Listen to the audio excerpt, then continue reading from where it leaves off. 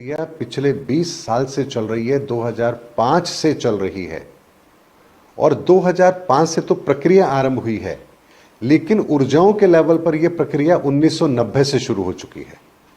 यानी आप ये देखिए कि 1990 से कल्कि के प्रकट्य की लीला ईश्वरीय ऊर्जाओं के लेवल पर और 2005 से इस धरती के लेवल पर वो प्रक्रियाएं चल रही हैं और 2026 के अंदर वो प्रक्रिया पूरी हो जाएगी। तो कौन से माह में पूरी होगी वो प्रक्रिया?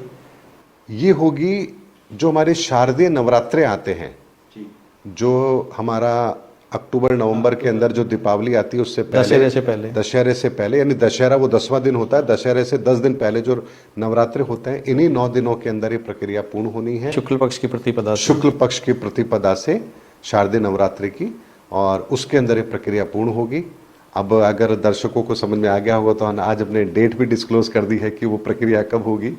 वो उसी नवरात्र के 9 दिनों के अंदर वो प्रक्रिया पूर्ण होगी और हमें इस बात की तैयारी करनी है कि इस धरा पर जो कार्य होने जा रहा है, धर्म स्थापना का जो कार्य हो रहा है, जिसकी तैयारी ईश्वर कर रहे हैं, उस कार्य के लिए हम कितना तत्पर हैं, हम उसमें कितना योगदान देने के लिए तैयार हैं, क्योंकि ये कार्य हमारे लिए हो रहा है, किसी और के लिए नहीं हो रहा।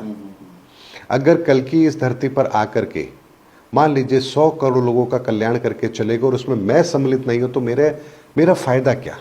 कल्कि के आने का मेरे लिए प्रयोजन फिर क्या रहा? जीवन व्यर्थ रहा।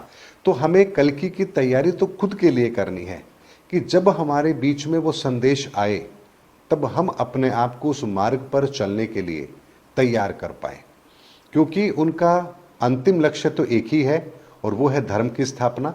यानी जो मनुष्य धर्म से कट चुका है उसको पुनः उस धर्म के रास्ते पर लेकर के आना और उसे इस मार्ग पर चलाना, और भविष्य के अंदर जितनी भी पीढ़ियां हमारी इस धरा पर आएंगी उन्हें एक सही मार्ग मिल सके। इसी कार्य के लिए तो वो आ रहे हैं। वो कोई अपना मंदिर बनवाने के लिए नहीं आ रहे। उन्हें मंदिर की क्या आवश्यकता है? जो त्रिलोक का स्वामी है उसे हमारे पत्थर के बने हुए मंदिर की आवश्यकता है खुद को पुजवाने के लिए। ये हमारी कितनी छोटी मानसिकता है कि आज हम कल्कि के नाम पर मंदिर बना रहे हैं।